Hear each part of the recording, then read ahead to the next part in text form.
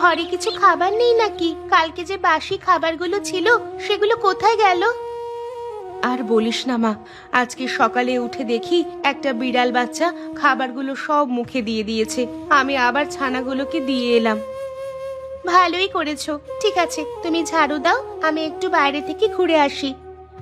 তোর খুব খিদে পেয়েছে না রে মা? না না, আমি এমনি তোমাকে জিজ্ঞাসা করলাম। আমি এক গ্লাস জল খেয়ে নিচ্ছি, তোমার কোনো চিন্তা নেই। তোর বাবা মারা যাওয়ার পর থেকে আমরা যেন কোনো কাজটাই ঠিক মতো করতে পারি না। খাওয়া পড়া তো দূর, তোকে ভালো মতো মানুষও করতে পারলাম না। তোর পড়াশোনাটাও আমি চালাতে পারলাম না। বাদ দাও না মা, ওসব কথা চিন্তা করে তুমি দুঃখ পেও না। সবার ভাগ্য সবসময় একরকম থাকে না মা। হয়তো আমাদের ভাগ্যে এটাই লেখা ছিল। জানি না আমাদের দুঃখের দিন কবে শেষ হবে। আমরা গরিব বলে আমাদের সাথে কেউ সম্পর্ক রাখে না। আমাদের আত্মীয় পরিজন যারা একসময় আমাদের ঘরে আসতো তোর বাবার টাকা পয়সা দেখে, এখন তারা আতিথেয়তা পাবে না বলে আর কেউ আমাদের বাড়িতে আসে না। যত না আসবে ততই ভালো। আমরা নিজেদের মতো থাকবো, নিজেদের মতো খাবো। ওরা এসে শুধু শুধু হাজার রকম প্রশ্ন করে আমাদেরকে বিরক্ত করে তুলবে। ঠিকই বলেছিস মা। শোন না, তুই একবার বাজারের দিকে গিয়ে দেখ না, যদি কিছু ধারের জিনিস পাস। ঠিক আছে মা, আমি গিয়ে দেখছি কিছু পাই কিনা।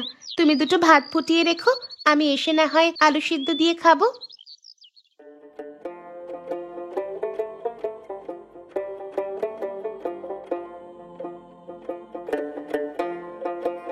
কিরে রতন, কোথায় চললি?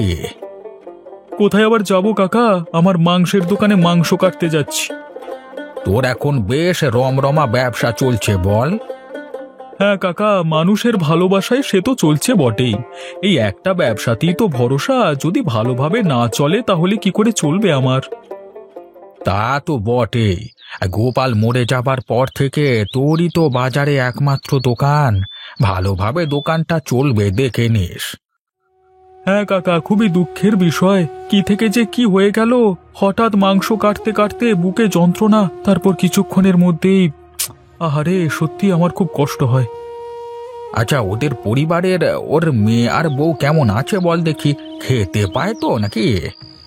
এ আবার তুমি কি প্রশ্ন করছো? হ্যাঁ, খেতে পাবে না কেন? ওরা ওদের নিজেদের মতো করে নিজেদের পরিবার চালাচ্ছে। দেখলে আমার হাসিও পায়। ওদের অবস্থা দেখে তোমার হাসি পায়? তুমি এ কি বলছো কাকা? তোমার কি বুড়ো বয়সে ভীমরতি ধরে গেছে নাকি? ওরে, ভীমরতি ধরবে কেন, তোর মনে নেই? একবার আমি গোপাল বেঁচে থাকতে তার কাছ থেকে ধারে মাংস কিনতে গেছিলাম, কিন্তু সে আমাকে মাংস না দিয়ে তাড়িয়ে দিয়েছিল। সে আমি বলিনি, গোপাল তো তোমাকে তাড়িয়ে দেয়নি, ভালোভাবেই বলেছিল। আর তাছাড়া তুমি তো প্রত্যেক দিন ধারে মাংস আনতে তার বেলায়। তুইও দেখছি খুব বেশি উড়ছিস। যা যা, তোর সাথে আর কথা বলতে ভালো লাগছে না, তুই এখান থেকে যা।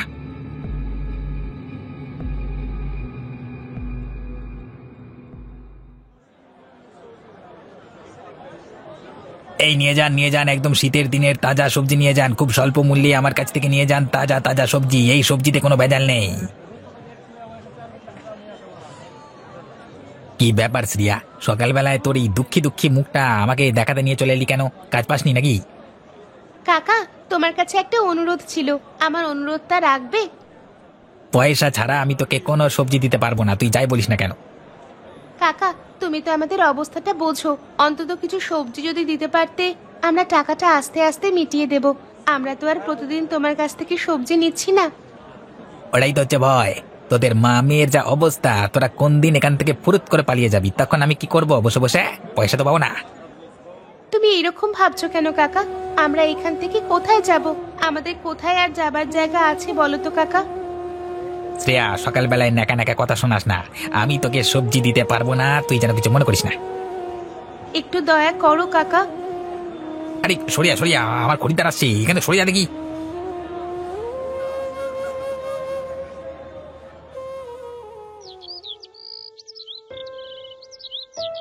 আরে ওই তো গোপালের বউটা আসছে বলে মনে হচ্ছে। এই যাই যাই, একবার কথা শুনিয়ে দি। এই যে লতা, দাঁড়াও, তোমার সাথে কিছু। ওরে বাবা, আমার মাথাটা ঘুরছে কেন? আরে আরে কাকার কি হলো? এভাবে অজ্ঞান হয়ে পড়ে গেল কেন? না না, ওনাকে তো এইভাবে এখানে ফেলে রাখা যায় না।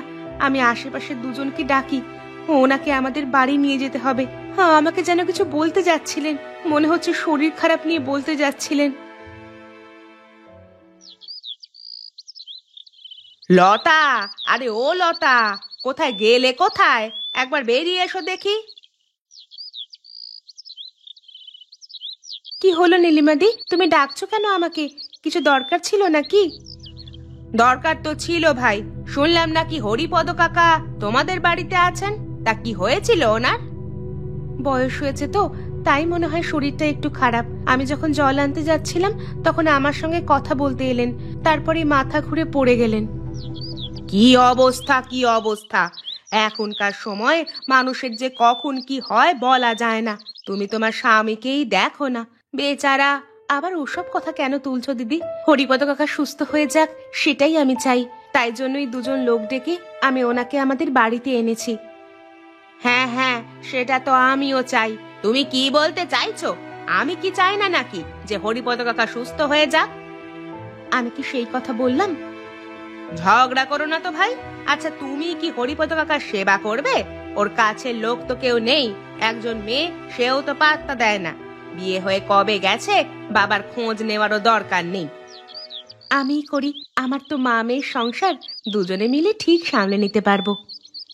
আমি সেই কথাই বলতে এসেছিলাম গো। আসলে আমারও হাতে তেমন সময় নেই, একই ঘর সংসার নিয়ে জ্বলে যাচ্ছি। তাই জন্যই আর কি বলছিলাম, ভুলেও যেন আমার ঘরে আবার পাঠিয়ে দিও না। আমি তবে এলাম, কেমন?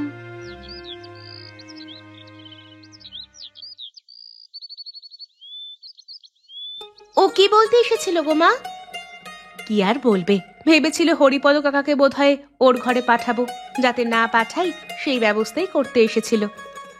ওইসব মানুষদের মানসিকতাটাই ওরকম। বাদ দাও তো, চলো ঘরে চলো।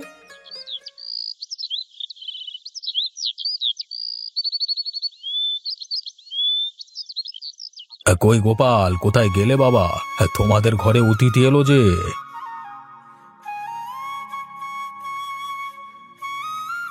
আরে, আপনাকে তো ঠিক চিনতে পারলাম না। তুমি নিশ্চয়ই গোপালের বউ লতা, তাই তো? দেখো দেখো, তুমি আমাকে চিনতে পারলে না, কিন্তু আমি তোমাকে ঠিক চিনে ফেললাম। কিছু মনে করবেন না, আমি সত্যিই আপনাকে চিনতে পারছি না। গোপালকে ডাকো, গোপাল ঠিক বলে দেবে আমি কে। আমি তোমার দূর সম্পর্কের এক আত্মীয়। কিন্তু ওকে আর কি করে ডাকবো? ও তো চলে গেছে, আজকে মাস 6 হয়ে গেল।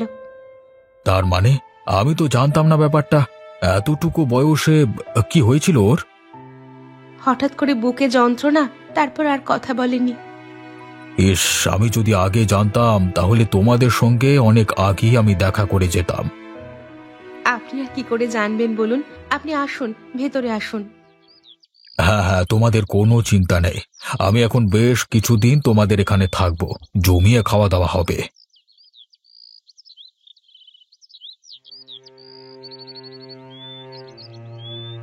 এই নিকে, ইনি অসুস্থ মনে হচ্ছে।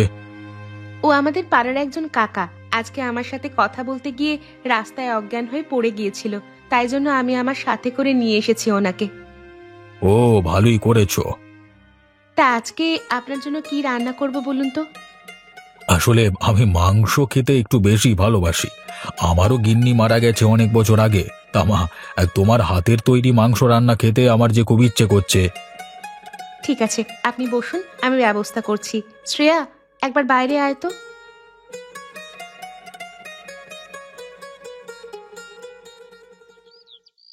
মা, তুমি তো ওকে বলে দিলে মাংস রান্নার কথা, কিন্তু মাংস কিনবার মতো আমাদের কাছে টাকা কোথায়? এখন এসব কথা বলিস না, উনি শুনতে পেলে অসুবিধা আছে।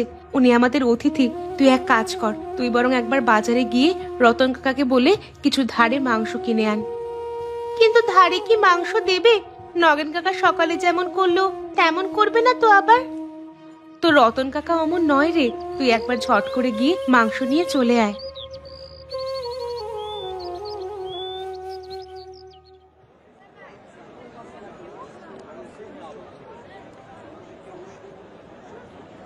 আরে শ্রেয়ামা, আয় আয়, কতদিন বাদ আমাদের দোকানে এলি। তা বল মা, মাংস নিবি নাকি? কাকা, বাড়িতে না হঠাৎ করে অতিথি চলে এসেছে। বলিস কি রে, তোদের বাড়িতে অতিথি এসেছে? শুনেও আনন্দ। অবশেষে তাহলে তোদের কথা মনে পড়লো কারোর? এমন অতিথি বাবা যে চলে গেছে সেটা এইমাত্র এসে শুনলো। বুঝতে পারছিস তোদের কত খবর রাখে। সেটাই দেখছি কাকা, কিছুই জানে না। তো এখন এদিকে হয়ে গেছে সমস্যা। অতিথি এসেই মায়ের হাতের মাংস ভাত খেতে চেয়েছে। এখন আমরা না তো আর করতে পারি না, কিন্তু এইদিকে হাতে টাকা পয়সা তেমন নেই। বুঝেছি বুঝেছি, তুই আমার কাছ থেকে ধারে কিছু মাংস নিয়ে যাবি, তাই তো? মানে তোমার কিছু অসুবিধা হবে কাকা? এই নে, নিয়ে যা নিয়ে যা, তোকে আমি মাংস দিয়ে দিচ্ছি, তুই মাংস নিয়ে যা। তোমাকে অসংখ্য ধন্যবাদ কাকা। সকালবেলায় নগেন কাকা আমাকে সবজি দেয়নি, তাই জন্য খুব ভয়ে ছিলাম যে তুমি কি বলবে। সবাই কি আর সমান হয় রে পাগলি? নে নে, তুই নিয়ে যা। সে কি, আমি একা খাবো নাকি? তোমরাও আমার সাথে বসে পড়ো। না না, আগে আপনি খান, তারপর না হয় আমরা খাচ্ছি। বেশ বেশ, আমার আর তর্স হয়েছে না। যা সুন্দর মাংসের গন্ধ উঠেছে, আশা করছি খেতেও খুব সুন্দর হবে। খেয়ে দেখি একবার কেমন। সেই স্বাদ! সত্যি লতা, তোমার হাতের রান্নার যেমন স্বাদ তেমনই তোমাদের মনোভাব। আমার খুব ভালো লেগেছে তোমাদের আদর, যত্ন এবং আপ্যায়ন। আপনি খেয়ে নিন, পরে কথা বলবেন। গরম জিনিসটা ঠান্ডা হয়ে গেলে খেতে ভালো লাগবে না। হ্যাঁ হ্যাঁ, ঠিকই বলেছ, আমি খেয়ে নিচ্ছি তাড়াতাড়ি। সত্যি কথা বলতে, আমি তোমাদের পরীক্ষা নিচ্ছিলাম। অনেক পরিবার হয় যারা অতিথিকে দেখলে নাক সিটকায়, কিন্তু তোমাদের আর্থিক অবস্থা এত দুর্বল হওয়ার সত্ত্বেও তোমরা আমাকে আপ্যায়ন করবার জন্য কোনো রকম দ্বিধাবোধ করনি। আমরাও ওরকম নই, আমাদের ঘরে অতিথি এলে আমরা খুব খুশি হই। সে আমি দেখেই বুঝেছি। তোমরা যখন আমাকে এত আপ্যায়ন করলে, তখন আমারও তো পিছিয়ে থাকলে হবে না। আমিও চাই তোমাদেরকে কিছু উপহার দিতে। আমাদের কিছু উপহার লাগবে না। তুমি চুপ করো তো। কালকে সকালে তোমাদের জন্য একটা উপহার নিয়ে আসবো। সেই উপহার নিতে হবে কিন্তু তোমাদের, আর তার সাথে আমি যেটা বলবো সেটা কিন্তু করতে হবে। ঠিক আছে, আপনি যা বলবেন তাই হবে। আমি আপনার কথার অবাধ্য হব না। আপনি আমার পিতার সম।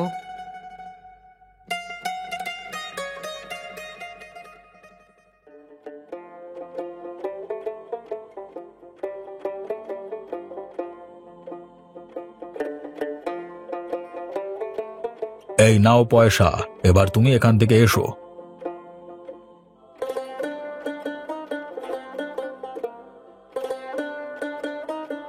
এ কি গো মা, এ উনি কি নিয়ে এসেছেন? সেটাই তো দেখছি, ভ্যান নিয়ে এসেছেন কেন উনি? এই যে লতা, তোমাদের জন্য এই উপহারটা আমার তরফ থেকে। কিন্তু আমরা ভ্যান নিয়ে কি করব? ভ্যান তো আমরা চালাতে জানি না। আরে, তোমাদের ভ্যান চালাতে জানতে হবে না। তোমরা ভ্যান ঠেলে নিয়ে বাজারে বসতে পারবে তো? সেটা পারবো, কিন্তু আমি কিছুই বুঝতে পারছি না এখনো। তোমার হাতের রান্না যা সুন্দর, তুমি ঘর থেকে রান্না বান্না করে নিয়ে গিয়ে ভ্যানে করে বাজারে নিয়ে বসবে। সেখানে তুমি তোমার হাতের রান্না করা খাবার বিক্রি করবে, এবং সেটা আজ থেকেই করবে। আজকে কি করে হবে? এতগুলো টাকার ব্যাপার, অন্তত খাবার দাবারের জন্য কিছু কিনতে হবে তো। তার জন্য তোমাকে চিন্তা করতে হবে না। আমি কি জন্য আছি শ্রেয়ামা। হ্যাঁ জেঠু, বলুন। চলো চলো, আজকে আমার সাথে তুমি বাজারে যাবে। চলো, আজকে অনেক মাংস কিনে আনতে হবে। আজকে থেকেই তোমার মা আর তুমি বাজারে মাংস ভাত বিক্রি করতে শুরু করবে। দেখবে কতজন লোক তোমার কাছে খেতে আসবে। চলুন জেঠু, আপনাকে আমি রতন কাকার মাংসের দোকানে নিয়ে যাচ্ছি। হ্যাঁ মা, তাড়াতাড়ি চলো, এদিকে আবার ব্যবস্থা করতে হবে তো। আরে শ্রেয়ামা, ইনি সেই আত্মীয় নাকি? হ্যাঁ ভাই, তোমার কাছ থেকে আজকে মাংস নিতে এলাম। আবার মাংস? আপনি কত মাংস খান? আরে না না, আজকের মাংস কিনছি অন্য কারণে। সেটা তুমি কিছুক্ষণ পরই বাজারে দেখতে পাবে। দাও দেখি, তুমি আমাকে কিলো 5 মাংস দিয়ে দাও। বাবারে, এত মাংস! টাকা নিয়ে তোমাকে চিন্তা করতে হবে না, আমি তোমাকে দিয়ে দিচ্ছি, তুমি আমাকে মাংস দিয়ে দাও। ঠিক আছে বাবু, আমি এক্ষুনি আপনাকে দিয়ে দিচ্ছি মাংস। কি ব্যাপার গো লতা, ঘরের সামনে নতুন ভ্যান কোথা থেকে এলো? কিনলে নাকি? না দিদি, কিনিনি। আজকে আমাকে একজন অতিথি উপহার দিয়েছে। বাবা, তোমার অতিথি কত পয়সা গো, যে তোমাকে একেবারে ভ্যান কিনে দিচ্ছে? হ্যাঁ দিদি, আছে নিশ্চয়ই কিছু, না হলে তো সম্ভব নয় এত দামি ভ্যান কেনা। তা তুমি এই ভ্যান নিয়ে কি করবে? তুমি কি ভ্যান চালাবে নাকি আজ থেকে? না গো দিদি, আজ থেকে আমি বাজারে একটা ভাত আর মাংসের দোকান দেব। এই ভ্যানে করে সমস্ত জিনিসপত্র সেখানে নিয়ে যাব আর নিয়ে আসব। তোমরা করবে হোটেল? তাহলেই হয়েছে। তোমরা আবার হোটেল করতে যাবে কেন বাবু? বেশ তো তোমরা ছিলে, সুখে থাকতে আবার ভূতে ঢিল মারছে কেন?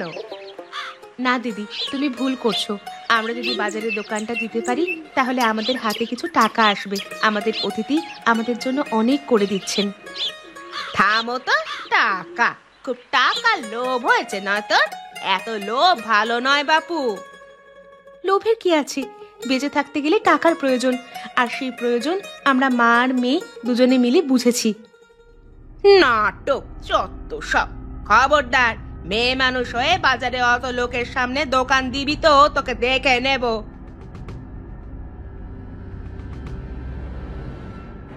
বেশ করবে, দেবে, তাতে তোমার কি?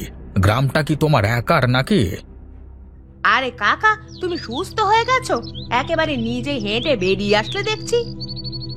লতা মায়ের সেবায় আমি সুস্থ হয়ে গেছি। আর লতা মা যেটা করছে সেটা একদম ঠিক করছে, কোনো ভুল কাজ করেনি। অতএব তুমি তোমার মুখটা বন্ধ রাখলেই আমি খুব খুশি হব। তাই নাকি? দুদিন আগে পর্যন্ত যার নামে চর্চা করতে। তাকেই এখন ভালোবাসছি, কারণ তারা সম্মান পাওয়ার যোগ্য। ওরাই আমার বিপদের সময় সেবা করেছে, আর কেউ করেনি। তুমি এখন এখান থেকে এসো। শোন মা লতা, নিজের গোপনীয় কথা কাউকে কোনোদিন বলবি না।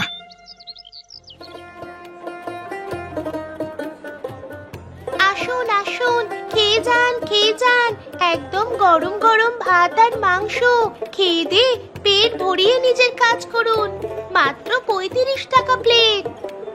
ওরে সাবাস, একদম দারুণ চমক দিয়ে দিয়েছো গো। আমাদের বাজারে এই জিনিসটার খুব অভাব ছিল, তোমরা সেই অভাব একদম পূরণ করে দিয়েছো। তাই ভ্যানটা কবে কিনলে তোমরা? এই ভ্যানটা আমার নতুন জেঠু আমাদেরকে কিনে দিয়েছে। তাই নাকি? তাহলে তোমার নতুন জেঠু খুব ভালো বলতে হবে, তোমার জন্য কত চিন্তা করে।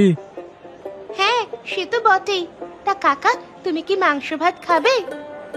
এখন খাবো না, আমার ওদিকে কাজ আছে, দোকানে দুজন কাস্টমার দাঁড়িয়ে আছে, তাদেরকে আমি মাংস দিয়ে আসি, তারপর না হয় খাচ্ছি, কেমন?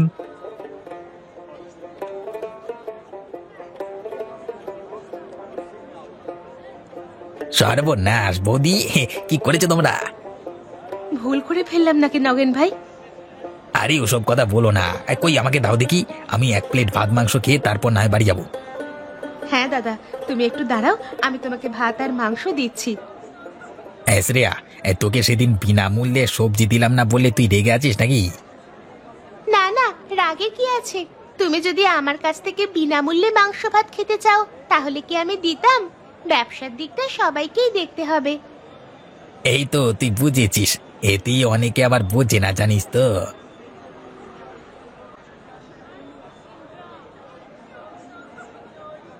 এই তো প্রথম দিনই অনেক লোকজন দেখতে পাচ্ছি। এইভাবেই তোমাদের দোকানটাকে এগিয়ে নিয়ে যেতে হবে, থেমে গেলে চলবে না। আপনাকে যে কি বলে ধন্যবাদ দেব। ধন্যবাদ দেওয়ার প্রয়োজন নেই, এবার তো আমাকে যেতে হবে। কোথায় যাবেন আপনি? কেন, আমাকে বাড়িতে ফিরতে হবে না? আর কিছুদিন থেকে যান না, তাহলে আমাদের খুব আনন্দ হবে। আর কিছুদিন থাকলে যে হবে না, আমি আবার পরে আসব। তোমরা বরং এখানে বিক্রি করো। হ্যাঁ, আবার একদিন লতার হাতে মাংস ভাত খেতে আসবো। আমি চললাম তাহলে, তোমরা ভালো থেকো।